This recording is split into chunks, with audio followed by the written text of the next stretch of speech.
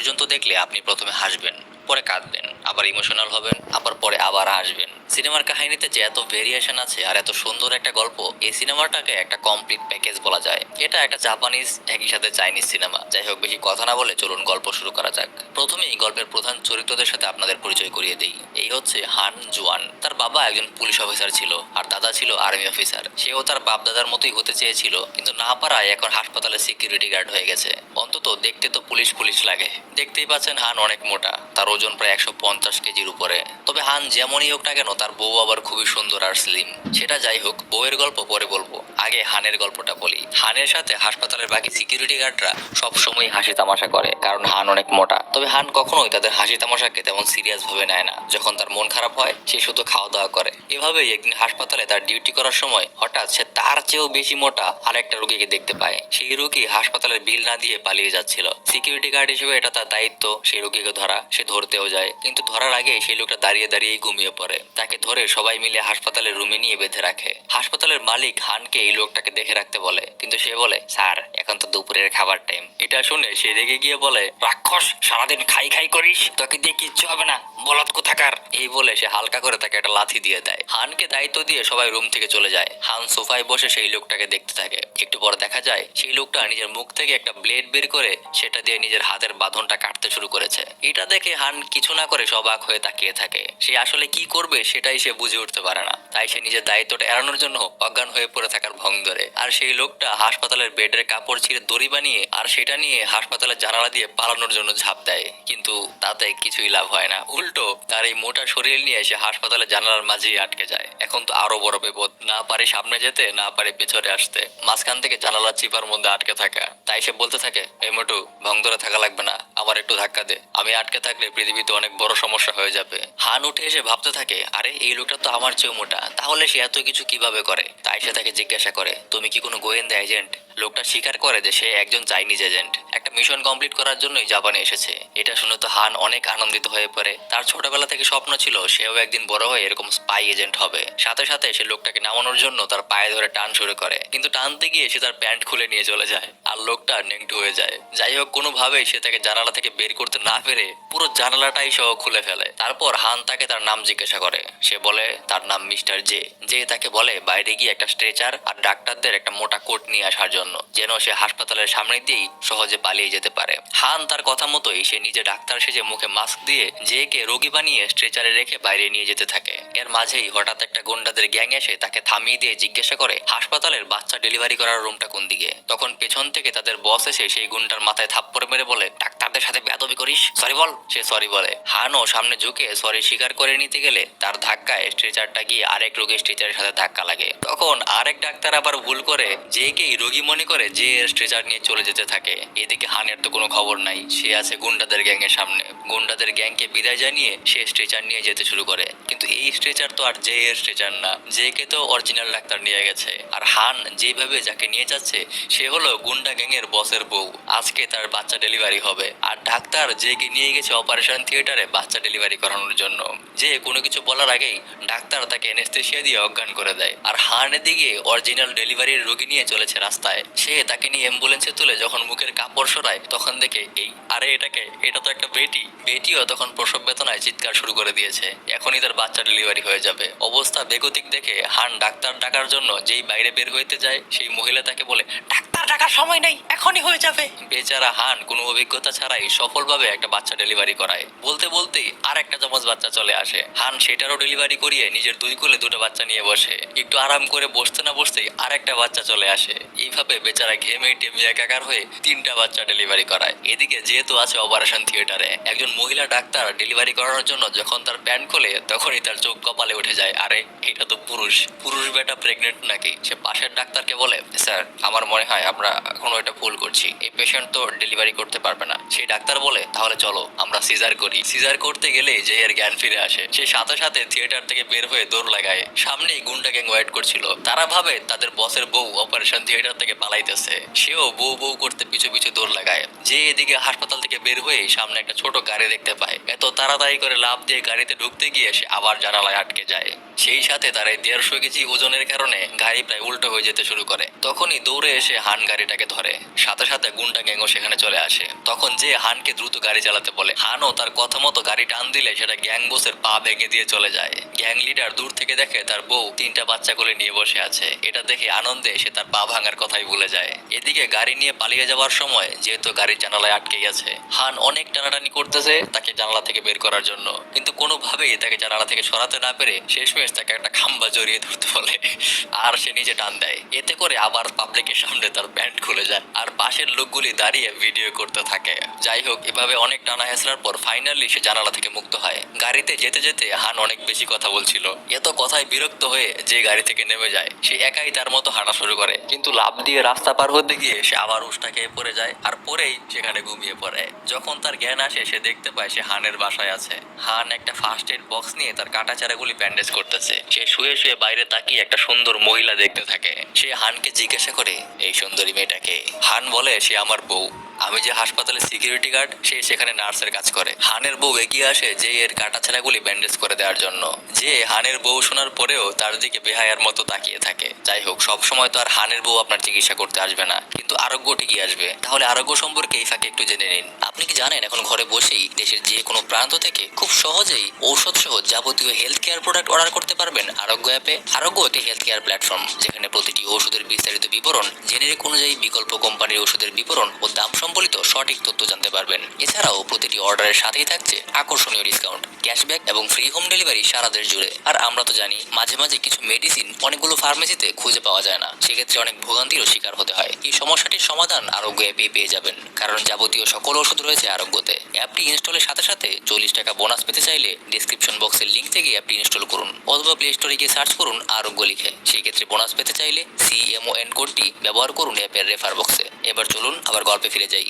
রাতের বেলায় খাওয়ার সময় হান জেকে বলে, তুমি আমাকে তোমার মিশন সম্পর্কে বলতে পারো, আমি তোমাকে সাহায্য করতে পারি। যে বলে, আমার কখনোই কারো সাহায্যের দরকার হয় না। 2007 সালে আমি 40 জন মাদক চোরাচালানকারীকে একাই ধরি। 2006 সালে 150 কিলোমিটার সাগরে সাঁতার কেটেছি। 2008 সালে আমি পাহাড়ে যুদ্ধ করেছি। এসব আরো অনেক কথা বলে বলে সে নিজের বড়াই করতে থাকে। হান বলে, তারপরেও তুমি তো এই দেশে একদমই নতুন, এই দেশের ট্যাক্সির খরচ অনেক বেশি, তুমি যেখানে যাবে আমি তোমাকে ড্রাইভ করে নিয়ে যেতে পারি। এসব শুনে তার প্রস্তাবে সে রাজি হয়ে যায়।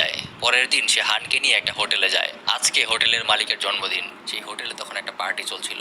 হান বলে, এই পার্টিতে ইনভিটেশন কার্ড ছাড়া ঢোকা যাবে না, কিন্তু যে তার কথা না শুনে গাড়ি থেকে বের হয়ে হানকে বাসায় চলে যেতে বলে। তারপর সে কিছু যন্ত্রপাতি নিয়ে হোটেলের পেছন দিকে গিয়ে দড়ি বেয়ে হোটেলে ওঠার চেষ্টা করতে থাকে। হান এসে দেখে সে অনেক খাটাখাটি চেষ্টা করার পরেও 2 ফুটের বেশি উঠতে পারতেছে না। হানকে দেখে সে নেমে এসে বলে, 2006 সালে আমি বুর্জ খলিফা টাওয়ারে বেয়ে উঠে পড়েছিলাম, এটা তো আমার কাছে পানি ভাত। এই বলে দুজনে মিলে সেখানে বসে খেতে শুরু করে। তখনই তাদের পাশে একটা গাড়ি আসে থামে, আর তারা তাদেরকে জিজ্ঞাসা করে হোটেলের মেইন গেটটা কোন দিকে। হান আর যে তাদের হাতে ইনভাইটেশন কার্ড দেখতে পায়। তারা তাদের কাছ থেকে জোর করে সেই ইনভাইটেশন কার্ড আর জামা কাপড় ছিনিয়ে নিয়ে তাদের মতো করে সেজেই হোটেলে ঢুকে পড়ে। হোটেলে ঢুকেই চোখ পড়ে যায় তাদের খাবারের দিকে। তারা দুজনেই মিশনের চিন্তা বাদ দিয়ে একসাথে খেতে শুরু করে। তখনই হোটেলের মালিক মিস্টার মাই এসে ঢুকে। যে এর কাছে ইনফরমেশন আছে মিস্টার মাই একজন মাদক চোরাকার বাড়ি, তাকে হাতে নাতে ধরার জন্যই সে এই মিশনে এসেছে। একটু পরেই অনুষ্ঠানের মাইকে ঘোষণা দেয়, এখন আপনাদের সামনে মনোরঞ্জনের জন্য আসছে আমাদের স্পেশাল কাপল ড্যান্সার। ঘোষণা দেওয়ার সাথে সাথেই স্টেজের লাইট এসে হান আর জে এর উপর পড়ে। প্রথমে তারা কিছুই বুঝতে পারে না কি ব্যাপার, লাইট আমাদের উপর আসতেছে কেন। হান ফিস করে বলে, আমরা কট খেয়ে গেছি, আমরা যাদের ইনভিটেশন কার্ড জামা কাপড় চিন্তাই করে এনেছি তারা ছিল এই অনুষ্ঠানের ড্যান্সার। এখন সবাই আমাদেরকে ড্যান্সার ভাবতেছে, এখন আমাদেরকে বাঁচতে হলে নাচতে হবে। তো কি আর করা, বাঁচার জন্য যেহেতু নাচা জরুরি, তাই তারা স্টেজে উঠে যেভাবে পারে হাত পা চোরাচুরি করে নাচতে থাকে। তাদের এই বেহুদার নৃত্য দেখে দর্শক খুবই বিরক্ত হয়। এত বিরক্ত হয় যে তারা তাদের দুজনকে তখনই অনুষ্ঠান থেকে লাথি মেরে বের করে দেয়। ফাইনালি তারা আবার চোরা পথে ঢোকার জন্য সেই আগের পদ্ধতির সাহায্য নেয়, কিন্তু কোনোভাবেই তারা কেউই দড়ি বেয়ে উপরে উঠতে পারে না। তারপর আশেপাশে আর একটা খোঁজাখুঁজি করতে গিয়ে তারা এসি লাইনের পাশেই আর একটা গোপন সুড়ঙ্গ দেখতে পায়। প্রথমে এই সুড়ঙ্গের পথ দিয়ে যে ভিতরে ঢুকে পড়ে। তারপর হানও সেই সুড়ঙ্গ দিয়ে ভিতরে ঢুকে। সে ঢুকে দেখে যে ভিতরে গিয়ে আটকে গেছে। এবারও তাকে ছাড়ানোর জন্য হান তার প্যান্ট ধরে টানাটানি করতে থাকে। এই টানাটানি করতে গিয়ে হান ছাদ ভেঙে এসে ভিতরের রুমে পড়ে একদম জের প্যান্ট খুলে নিয়ে পড়ে। ভেতরে যে ল্যাংটা হয়ে আটকে আছে সে ভেতর থেকে চিৎকার করে বলে, এই তুই কি আমার ওই ল্যাংটা দেখে খুব মজা পাস? আমার প্যান্ট দে বেটা। যাই হোক, ফাইনালি প্যান্ট পেয়ে সে উপর থেকে নেমে আসতে পারে। এবার তাদের রাস্তা আরো কঠিন। দুজন দেখে তাদের সামনে লেজার লাইট সেট করা আছে। লেজার লাইটটা একটু শরীরে লাগলেই তাদের শরীর একদম পুরো ভস্ম হয়ে যাবে আর অ্যালার্ম বেজে উঠবে, তারা সাথে সাথে ধরা পড়ে যাবে। কিন্তু যে বলে, আরে এটা কোনো ব্যাপার না, তারপর সে তার চাইনিজ কুংফু টেকনিক দিয়ে এইভাবে টাইগার শরফের মতো আকাশে বাতাসে লাফালাফি করে ওই পাশে গিয়ে পৌঁছায়। ওই পাশে পৌঁছানোর পর হান বলে, ভাই আমার মনে হয় তুমি ভুল দিকে চলে গেছো, লিফটটা পেছন দিকে। কি আর করা, সে আবার আগের মতোই টাইগার শরফ মুডে গিয়ে আবার জায়গায় ফিরে আসে। তখনই হান দেখে দেয়ালে একটা সুইচ লাগানো আছে। সে বলে, এইটা আবার কি? এই বলে যেই সে সুইচ চাপ দেয় সাথে সাথে সব লেজার লাইট অফ হয়ে যায়। যাই হোক, এই বেগার খাটুনির পরে খুঁজে খুঁজে তারা একটা রুমে ঢুকে। সে রুমে ঢুকেই তারা দেখে কোটি কোটি টাকার অ্যান্টিক জিনিসপত্র। দেয়ালে কান পেতে তারা শুনতে পায় ভেতরে মাদক চোরাচালান নিয়ে কথাবার্তা চলছে। সেই রুম থেকে দুজন বের হতে গেলে হান আর যে মূর্তির পেছনে লুকিয়ে যায়। তারপর আবার দেয়ালে কান পেতে কথা শুনতে শুরু করে। তখন হান একটা বার্গার বের করে খায়। যে বলে, এই আমারও এক কামড় দে। তারা কথা শোনা বাদ দিয়ে খাওয়া শুরু করে। এর মাঝেই রুমের সবাই বের হয়ে যায়। তারা বের হয়ে যেতেই হান আর যে মূর্তির পেছন থেকে বের হয়ে আসে। চারপাশে দেখতে দেখতে তারা ভিন্ন রকম একটা দরজা আবিষ্কার করে, কিন্তু সেই দরজা খোলার কোনো সিস্টেম ছিল না। তবে দরজার সামনে ছিল একটা মূর্তি। অনেক চিন্তা ভাবনা করে যে সেই মূর্তির বুকে হাত রেখে এরকম করতে থাকে। এটা দেখে হান বলে, ভাই অনেক হয়েছে, এখন এই অশ্লীল কাজ বন্ধ করেন। সাথে সাথে রুমের দরজাটা 360 ডিগ্রি ঘুরে যায়। তারা দেখে তাদের সামনে কোটি কোটি টাকা আর অনেক সোনাদানা পড়ে আছে। এত টাকার পাহাড় দেখে তারা অবাক হয়ে যায়। এদিকে মিস্টার মাই তার সাঙ্গপাঙ্গদের নিয়ে যাওয়ার সময় তারা পথেই দেখতে পায় উপরের ছাদ ভাঙ্গা। তারা সাথে সাথে বুঝে যায় যে হোটেলে বাইরের কেউ প্রবেশ করেছে। তাদের মধ্যে একটা মেয়ে ওয়াকিটকির মাধ্যমে সবাইকে এই কথা জানিয়ে দেয়। আর তাদের মধ্যে থেকে তিনজন আবার রুমে ফেরত এসে সেই বহিরাগতদেরকে খুঁজতে থাকে। আর হান এদিকে এত টাকা দেখে বেশ কয়েকটা টাকার বান্ডিল সে নিজের জামার মধ্যে ভরতে থাকে। এর মাঝেই সেই তিনজন টাকার গোপন রুমে ঢুকে পড়ে। আর হান আর যে আগের মতো করেই ঘুরে যায়। রুমে ঢুকেই মেয়েটা দেখে টাকার স্তূপের এক জায়গায় খালি করা আছে। এর মাঝেই টাকলোটা এসে আরেক জায়গা থেকে টাকা নিয়ে সেই জায়গাটা ফিল আপ করে দেয়। তারা একসাথে বের হয়ে গেলে হান আর যে আবার ভিতরে ঢুকে যায়। হান বলে, ভাই দেখো দেখো, যেখান থেকে টাকা নিয়েছিলাম সেটা অটোমেটিক ফিল আপ হয়ে গেছে। তখনই যে বুঝে যায় যে তারা ধরা পড়ে গেছে। আর বাইরের তিনজনের মধ্যে মেয়েটা একজনকে ভিতরে যেতে বলে আর সে নিজে বাইরে থেকে যায়। প্ল্যান মতো যেই আবার দরজা ঘুরায়, হান আর যে বাইরে এসেই তাদের মুখে টাকা ছুঁড়ে মেরে দৌড়ে পালাতে শুরু করে। হান একের পর এক অ্যান্টিক জিনিসপত্র ছুঁড়ে মারতে মারতে পালিয়ে যায়। তাদের পেছনে গেমার বয় আর মেয়েটা দৌড়াতে থাকে। এর মাঝে গেমার বয় তাদের দিকে গুলি করে, কিন্তু ততক্ষণে তারা দুজন লিফটে উঠে যায়। লিফটে উঠেই হান জিজ্ঞাসা করে, ভাই গুলি কোথায় গেল? যে বলে, আমার পাছায়। হান দেখে তার প্যান্ট থেকে রক্ত বের হচ্ছে। যে বলে, এই সব কিছুই না, 2015 সালে আফ্রিকার একটা মিশনে আমি 3টা গুলি খেয়েছিলাম। বলতে বলতেই লিফট থেমে যায় আর তারা দৌড়ে গিয়ে আবার কিচেনে লুকিয়ে পড়ে। তবে লুকানোর আগে তারা একটা বুদ্ধি করে কিচেনের জানালা ভেঙে সেখানে প্যান্টটা খুলে রেখে দেয়। এতে করে সেই তিনজন তাদের পেছনে পেছনে কিচেনে আসলে তারা ভাঙ্গা জানালা আর প্যান্ট দেখে মনে করে তারা হয়তো জানালা দিয়ে পালিয়ে গেছে। এটা দেখেই একজন ভাঙ্গা জানালা দিয়ে লাফ দেয় আর বাকিরা বাইরে চলে যায়। আর মোটো দুজন এইটার ভিতরেই আছে। তারা শুয়োপোকার মতো আস্তে আস্তে এটা ব্যবহার করে বাইরে বের হয়ে আসে। যারা এটা সামনে দিয়ে যায় তারা সবাই মনে করে এগুলো হয়তো বিশাল বড় সাইজের কোনো পাইপ। এভাবেই নানা রকম ভংচং করে সবার চোখ ফাঁকে দিয়ে তারা তাদের গাড়ি নিয়ে পালিয়ে যায়। কিছু দূর যাওয়ার পরেই যে খেয়াল করে একটা বাইক তাদেরকে ফলো করতেছে। হানও দেখে সত্যিই তো একটা গাড়ি সত্যিই তাদেরকে ফলো করতেছে। হান খুব দ্রুত গাড়ি চালাতে শুরু করে, কিন্তু হঠাৎ করেই সামনে একটা বুড়ো মহিলা চলে আসায় সে হুট করে ব্রেক করে ফেলে আর পিছনের বাইকটার এইরকম অবস্থা হয়। যাই হোক, তারা সেই বাইকওয়ালা লোকটাকে একটা চিপাগুলিতে নিয়ে যায়। সেখানে নিয়ে তারা বেশ কিছুক্ষণ তাকে চড় থাপ্পড় দিয়ে জিজ্ঞাসা করে মাদকের আসল কারখানাটা কোন দিকে। কিন্তু টাক্কুটা কোনো কিছু না বললে যে একটা ছুরি বের করে। হান এসে তার থেকে ছুরিটা সরাইতে গেলে ছুরিটা ঘুরে ফিরে এসে টাক্কুর পায়ে পড়ে। যে এসে তাকে বলে, এই টাক্কু, আমি 1 থেকে 10 পর্যন্ত গুনবো, এর মাঝে তুই যদি না বলিস তাহলে তোকে মেরে এখানে ঝুলিয়ে চলে যাব। তারপর সে গুনতে শুরু করে, 10, 9, 8, 7। সে ঘুমিয়ে পড়ে। এটা দেখে টাকুটা খুব হাসতে শুরু করে। হান বলে, হাইসো না হাইসো না, সে উঠে গেলে তোমার মায়েরা বর্তা করে দিবে। এর যে তুমি আমার ঠিকানাটা বলো, আমি তোমাকে ছেড়ে দিব। টাক্কু বলে, তোর এত বড় সাহস, তুই আমার থ্রেট দেস? বলতে বলতেই তার পকেট থেকে একটা বন্দুক পড়ে যায়। হান সেই বন্দুক হাতে নিলেও টাক্কুটা বলে, বন্দুক চালাতে পারিস? হাতে তো সবাই নিতে পারে। হান তখন দেখানোর জন্য বন্দুক চেপে দেয় আর টাক্কুটার পায়ে গিয়ে গুলি লাগে। সে সাথে সাথে সরি বলতে থাকে। টাক্কু চিৎকার করে বলে, গুলি বেড়ে সরি বলস, বজ্জাত হারামি। যে সাথে সাথে জেগে উঠে বলে, 7, 6, 5। এটুক বলতে বলতেই টাক্কুটা তাদের ঠিকানা বলে দেয়, কিন্তু এর পরেও তারা তাকে ছাড়ে না। টাক্কু বলে, তোমরা আর কি চাও? আমি এখন তোমাদের মানচিত্র বানিয়ে দিব। হান ভাবে এটা একটা ভালো আইডিয়া, তাই তারা তাকে দিয়ে একটা মানচিত্র আঁকায়। তার কাছ থেকে সবকিছু বুঝে নিয়ে তারা তাকে সেখানে ঝুলাইয়া দিয়ে চলে যায়। আর টাক্কু চিৎকার করে বলতে থাকে আমার ছেড়ে দে, আমি একা একা ভয় পাই ভাই। হান তাকে নিয়ে আবার বাড়ি ফিরে আসে। এবারও বাড়িতে ঢুকে যে হানের বউয়ের দিকে বেহায়ার মতো তাকিয়ে থাকে। যাই হোক, ফাইনালি হান আর বউ তার পাছা থেকে বন্দুকের গুলি বের করে। তারপর যে একটা বেগুর ঘুম দেয়। বাইরে থেকে তাকে দেখে হানের বউ জিজ্ঞাসা করে এত মোটা একটা মানুষ গোয়েন্দা এজেন্ট কিভাবে হতে পারে। হান বলে আরে বিগ হিরো 6-এ বেএমএক্স অনেক মোটা ছিল। বউ বলে কিন্তু বেএমএক্স একটা রোবট। আপনারা যারা বিগ হিরো 6 দেখেননি তারা আমাদের অ্যানিমেশন চ্যানেলে দেখতে পারেন, সেখানে বিগ হিরো 6 মুভির এক্সপ্লেনেশন ভিডিও দেওয়া আছে। পরদিন সকালবেলা হান জেয়ের সবকিছুই ফলো করতে শুরু করে, কিন্তু একটা জিনিস তারা কেউই পারে না, সেটা হলো ভাইয়ের ওপর পা তোলা।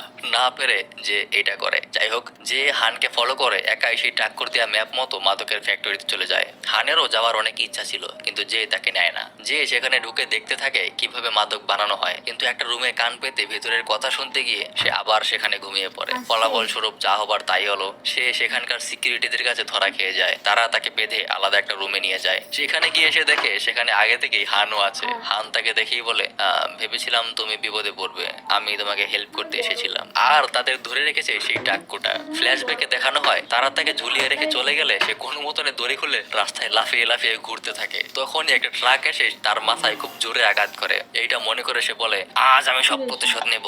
এই বলে সে তার দুইটা ছুরি বের করে, তারপর একটা হানের পায়ে আর একটা জের পায়ে মারে। এরপর একটা বন্দুক বের করে হানের দিকে তাক করে বলে তাদের দুজনকেই সে গুলি করে মারবে। এর মাঝেই যে লুকিয়ে লুকিয়ে তার সিক্রেট অস্ত্র একটা ব্লেড দিয়ে তার হাতে দড়ি কাটতে থাকে। দড়ি কাটা শেষ করে উঠেই সে টাক্কুকে ধরতে যায়, কিন্তু তার পা তো বাঁধা ছিল, তাই সে উষ্টা খেয়ে পড়ে যায়। আর পরে গিয়ে সে ঘুমিয়ে পড়ে। সৌভাগ্যবশত উপরের লাইটটা খুলে তখন টাক্কুর মাথায় এসে পড়ে, আর সে কারেন্টের শক খেয়ে কাঁপতে কাঁপতে মাটিতে পড়ে অজ্ঞান হয়ে যায়। হান আর যে সেখান থেকে যাওয়ার আগে তারা সেখানকার সিসিটিভি ফুটেজের হার্ড ডিস্কটা খুলে নিয়ে যায় প্রমাণ রাখার জন্য। তারা আগের মতোই সেই পাইপ টেকনিক ফলো করে বের হতে থাকে, কিন্তু সেই মেয়েটার কাছে গিয়ে ধরা খেয়ে যায়। তবে সমস্যা নেই, তারা মেয়েটাকে পাইপের ভিতরে ভরে দৌড়ে পালাতে থাকে। এরপর তাদের সিকিউরিটিদের সাথে অনেক মারামারি হয়। এর মাঝে একজন ভুল করে গুলি মারে, যার ফলে ভেতরে কেমিক্যাল গুলিতে আগুন লেগে যায়। এই ফ্যাকে তাদের দুজন পালিয়ে ছাদে চলে যায়। ছাদের উপর যে এর সাথে সিকিউরিটিদের অনেক মারামারি হয়। যে যতই মোটা হোক না কেন তার মারামারির স্কিল আবার খুবই ভালো। তবে কিছুক্ষণ মারামারি করে সে হাঁপিয়ে যায়, কিন্তু সিকিউরিটিদের না দেখানোর জন্য সে লুকিয়ে লুকিয়ে গিয়ে দম নিতে থাকে। তখনই উপর থেকে হান একের পরে কিট মেরে সবাইকে কুপঘাত করে দেয়। তারপর তারা সেখান থেকে নামার জন্য একটা বড় পাইপ দেখতে থাকে। তখনই পেছন থেকে সেই মেয়েটা এসে তাদের বন্দুক নিয়ে ধরে ফেলে। এখন কোনো বুদ্ধি না পেয়ে যে বলতে থাকে আমি তোমাকে ভালোবাসি প্রিয়তমা, বারবার তোমাকে দেখার জন্যই এখানে ছুটে আসি। তোমার ওই চামচিকার মতো চোখ আর বকের মতো ঠোঁট, আমার হাত কেটে আমি তোমার নাম লিখে রেখেছি। গুলি করো আমায়, তোমার হাতে মরে আমি আমার জীবন ধন্য করতে চাই। নিজের ভালোবাসার মানুষের কাছে মরার চেয়ে আর ভালো কি হতে পারে। মেয়েটা এই কথা শুনে পুরো ছাগল হয়ে যায়। সে বলে আজকের মতো তোদেরকে ছেড়ে দিলাম। এই বলে সে দুজনকে লাথি মেরে সেই পাইপ দিয়ে ফেলে দেয়। যেহেতু এখন তাদের কাছে হার্ড ডিস্ক আছে, তারা সরাসরি পুলিশ স্টেশনে চলে যায় প্রমাণ দেখানোর জন্য। পুলিশ তাদের কথা শুনে যে হার্ড ডিস্কটা কম্পিউটারে লাগায়, সাথে সাথে পুরো পুলিশ ডিপার্টমেন্টের কম্পিউটারে ভাইরাস চলে আসে। এটা দেখে তো পুলিশের একদম মাথা খারাপ হয়ে যায়। সে চিৎকার করে বলতে শুরু করে পুলিশ স্টেশনে এসে পুলিশের কম্পিউটারে ভাইরাস ঢুকাস, তোদের এত বড় সাহস। তখনই সে তাদের ফাইল খুলে পড়তে শুরু করে। সে বলে প্রথম তোর একটা হাসপাতালের বিল না দিয়ে পালাইছিস, এরপর এক লোকের গাড়ি চুরি করছিস, একটা কাপড়ের জামা কাপড় চুরি করছিস, এমনকি রাস্তাঘাটে ন্যাংটা হয়ে থেকেছিস, এখন আবার পুলিশ স্টেশনের কম্পিউটারে ভাইরাস ঢুকাইছিস, তোদের মিনিমাম 100 বছর সাজা হওয়া উচিত। এই বলে সে তাদেরকে জেলে ভরে ফেলে। জেলে ঢুকেই তারা দেখে সেখানে আগে থেকেই হাসপাতালের সেই পুরনো গুন্ডা গ্যাং আর তাদের বস বসে আছে। গ্যাংয়ের বস তাদেরকে দেখেই বলে কিরে আমাকে চিনতে পেরেছিস, তোরা গাড়ি চালিয়ে আমার ঠ্যাং ভেঙে দিয়েছিলি। এই বলে যখনই সে তাদেরকে মারতে যাবে তখনই দেখা যায় সেই বসের বউ একটা বিশাল বড় বুলডোজার নিয়ে এসে জেলখানার ওয়াল ভেঙে ফেলেছে তার স্বামীকে নিয়ে যাওয়ার জন্য। এই সুযোগে সবাই জেলখানা থেকে পালিয়ে যায়। জেল থেকে বের হয়ে হান জিজ্ঞাসা করে এখন আমরা কোথায় যাবো ভাই, এখন আমরা জেল পলাতক আসামি। বলতে বলতেই জেলের কাছে একটা ফোন আসে। ফোনের কথা শেষ করে হান বলে তুই তোর রাস্তা দেখ, আমি আমার মতো ফ্রান্সে চলে যাবো নতুন মিশন করতে। এটা শুনে হান বলতে থাকে ভাই তুমি আমার এমনি বিপদে ফেলে যাইতে পারো না, আমার উপর তো এখন অনেকগুলি চার্জ, তুমি চলে গেলে আমি কিছুই প্রমাণ করতে পারবো না। ছোটবেলা থেকে আমাকে সবাই বলদ মোটু ডেকে এসেছে। আমি তোমার ভরসায় এতদিন তোমার সাথে ছিলাম যে এবার বড় কিছু একটা করে নিজেকে প্রমাণ করব। এখন তুমি যদি আমাকে মাঝ রাস্তায় ফেলে চলে যাও আমার কিছুই করার থাকবে না। কিন্তু যে তার কোনো কথাই শুনে না, সে হানকে ফেলেই চলে যেতে থাকে। তখন হান চিৎকার করে বলে তুই একটা অকৃতজ্ঞ বেঈমান, আমি অনেকবার তোর জীবন বাঁচিয়েছি, এতদিন ধরে সব জায়গায় ড্রাইভিং করে নিয়ে গিয়েছি, গুলি খেয়েছিস, আঘাত পেয়েছিস, সব আমি নিজে চিকিৎসা করেছি। আসলে আমি বলদ মোটু না, তুই বলদ মোটু, আমি না থাকলে তুই জাপানে হারিয়ে পড়ে থাকতি। এসব শুনে যে এসে তাকে মারতে শুরু করে, তারপর তাকে রাস্তায় ফেলেই চলে যায়। হান রাস্তায় একা বসে বসে কাঁদতে থাকে। তার স্বপ্ন ছিল সেও একদিন এজেন্ট হবে, তাই সে এত রিস্ক নিয়ে যে সাথে থেকেছিল, আর যেই তার সাথে বেইমানি করে চলে গেল। এয়ারপোর্টে গিয়ে যে এর হানের কথা মনে পড়তে থাকে, তার মনে পড়ে যায় তার অতীতের কথা। একসময় সে এত মোটা ছিল না, একসময় সে দেখতে ছিল এরকম, একদম ফিট আর সুঠাম বডি। এমনি করে একটা মিশনে গিয়ে এক ড্রাগ ডিলারকে ধরতে গিয়ে নিজের বোকামের কারণে মাথায় গুলি খেয়ে তার নিজের হাইপোথ্যালামাসে আঘাত পায়। এরপর থেকেই তার ব্রেনের ফাংশন চেঞ্জ হয়ে যাওয়ার কারণে সে এরকম মোটা হয়ে যায়। এয়ারপোর্টে দাঁড়িয়ে দাঁড়িয়ে সেইগুলি ভাবতে থাকে। এদিকে হান তার হাসপাতালে ফিরে গিয়ে দেখে সকল সিকিউরিটি গার্ডরা মিলে সিসিটিভিতে তার বউয়ের ভিডিও দেখছে। ভিডিওতে দেখা যায় হানের কর্মকাণ্ডের জন্য হাসপাতালের মালিক তার বউকে বকাবকি করছে, আর তার বউ তার স্বামীর অপমান সহ্য করতে না পেরে মালিককে বলে তার স্বামীকে নিয়ে কোনো উল্টাপাল্টা কথা না বলতে, সে অনেক ভালো মানুষ। এই বলে সে তার চাকরি থেকে রিজাইন করে দেয়। এটা দেখে সে উঠে পেছনে তাকিয়ে দেখে তার পেছনে হাসপাতালের মালিক দাঁড়িয়ে আছে। তারপর সেও মালিকের সাথে চিল্লাপাল্লা করে তার চাকরি ছেড়ে দেয়। তারপর সে চিন্তা করে যে এর মিশনটা সে একাই করবে, সে একাই চোরা কারবারিদের ধরে নিজেকে প্রমাণ করবে। এই ভেবে সে ফ্যাক্টরির সামনে আবার যায়, কিন্তু সেখানে যাওয়ার পরই দেখে দূর থেকে যেও হেঁটে আসতেছে। যে আর ফ্রান্স যায়নি, সে ফিরে এসেছে। এই খুশিতে দুই পেটুক আবার খাওয়া দাওয়া করতে বসে যায়। সেখান থেকে একটা গাড়ি বের হইলে তারা সেটাকে ফলো করতে শুরু করে, কিন্তু রাস্তায় রেড লাইট জ্বলার কারণে ট্রাফিক পুলিশ তাদেরকে আটকে দেয়। ট্রাফিক পুলিশ প্রথমে তাদেরকে চিনতে পারে না। তারা চলে যাওয়ার পর হঠাৎ তার মনে হয়, আরে এই দুটো তো ওয়ান্টেড আসামি। সাথে সাথে পুলিশ হেডকোয়ার্টারে ফোন করে তাদের কথা জানিয়ে দেয়। হান আর যে সেই গাড়িটাকে ফলো করে একটা কবরস্থানে চলে যায়। সেখানে গিয়ে তারা চারপাশে ভালো মতো ভিডিও করতে শুরু করে। এদিকে তাদের পিছু পিছু পুলিশও চলে এসেছে। পুলিশ তাদেরকে দূর থেকে ধাওয়া করতে শুরু করে। হান দূর মেরে সেখানে গিয়ে পুলিশকে বলে এরা সবাই মাদক চোরাচালানকারী, এদের কফিনের ভেতরে প্রচুর মাদক দ্রব্য আছে। তখন পুলিশ তাদেরকে বলে প্রমাণ দেখাও। তখনই যে গিয়ে ধাক্কা মেরে কফিনটাকে মাটিতে ফেলে দেয়, আর কফিন থেকে বের হয়ে আসে একটা লাশ।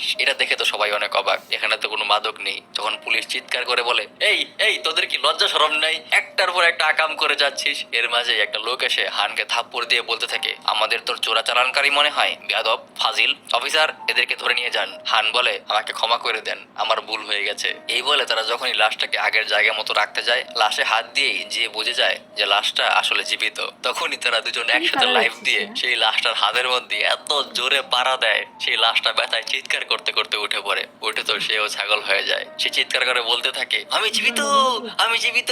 বলতে বলতে তার পা লেগে কফিনের পেছন থেকে সব মাদক দ্রব্য বের হয়ে আসে। সাথে সাথে সব কয়টা সেখান থেকে পালাতে শুরু করে। আর সেই লোকটা যে হানকে চোর মেরেছিল, যে তাকে ধরতেই সে নিজেই নিজের গাড়ি চোর মারতে মারতে বলে, সরি, আমারও ভুল হয়েছে, আমাকে মাফ করে দেন। রাতের বেলা মিশন কমপ্লিট করার আনন্দে একসাথে দুজন বসে ড্রিঙ্ক করতে থাকে। এমন সময় যে হানকে জিজ্ঞাসা করে, তুমি এত সুন্দরী বউ কিভাবে পটাইলা? হান তার প্রেম কাহিনী বলতে শুরু করে। একদিন তাদের হাসপাতালের ছাদে একটা মোটা মেয়ে উঠে সুইসাইড করার জন্য।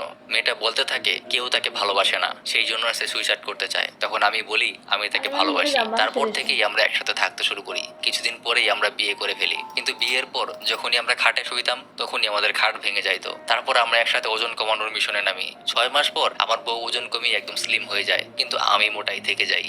এর মাঝে হানের ফোনে একটা ভিডিও কল আসে। ভিডিও কলের চেহারা ছিল এরকম। এই চেহারা দেখে তো হান চিনতে পারে না। সে জিজ্ঞাসা করে, কে? এই কে আপনি?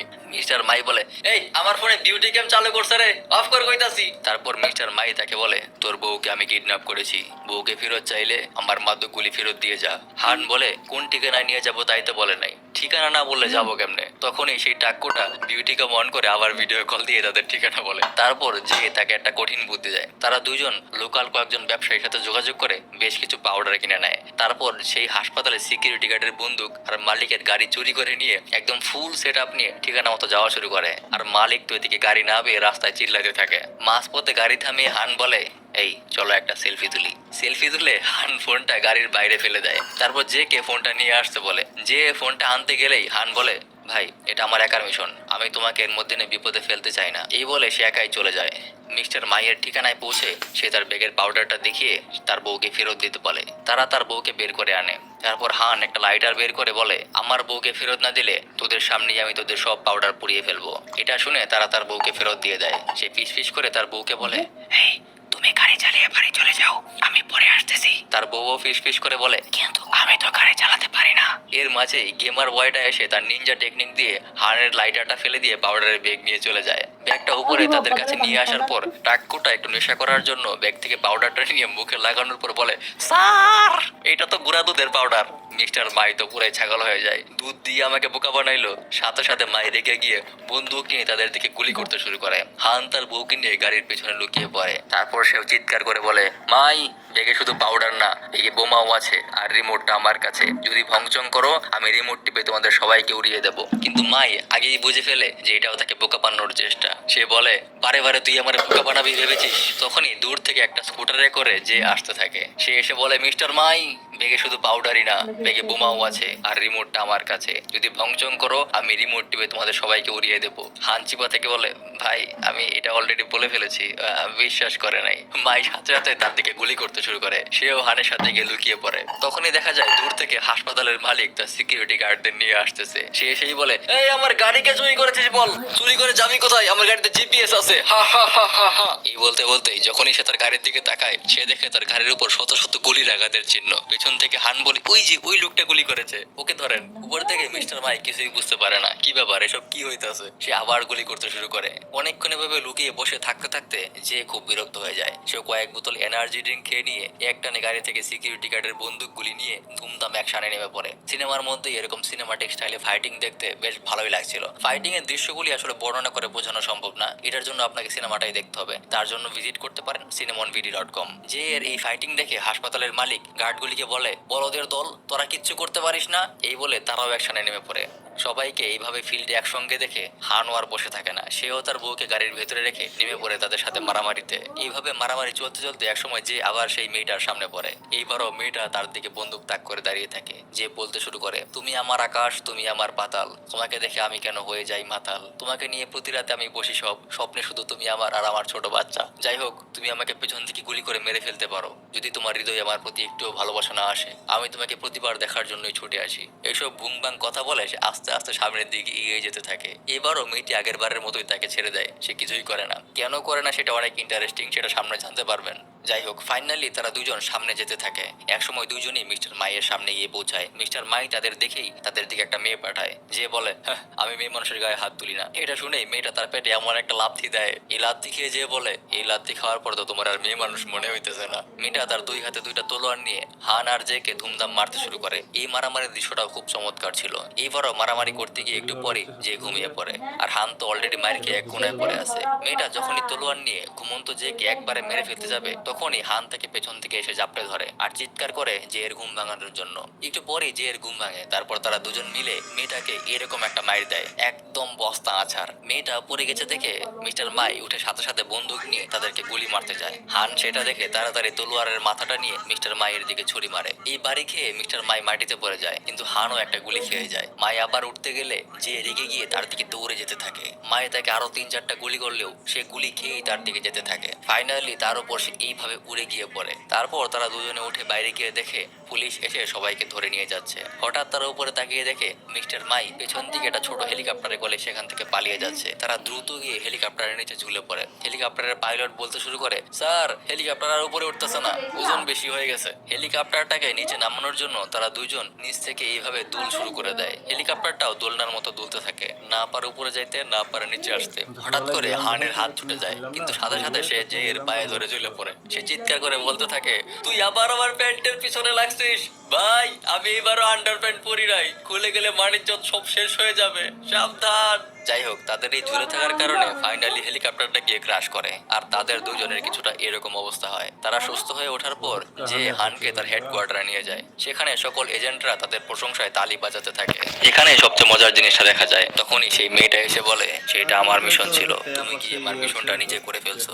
আমি অনেক আগে থেকেই আন্ডার কভার হয়ে তাদের সাথে কাজ করছিলাম। আর দয়া করে এইসব ফালতু রোমান্টিক কথা আর কাউরে বইলো না, ইনস্ট্যান্টলি গুলি করে দেবে। এখন বুঝতে পারতেছেন প্রতিবার কেন এই মেয়েটা ধরা খাওয়ার পরেও তাদেরকে ছেড়ে দিত। তারা হানকেও তাদের সাথে কাজ করার জন্য অফার দেয় আর সেও হয়ে যায় একজন ইন্টারন্যাশনাল এজেন্ট।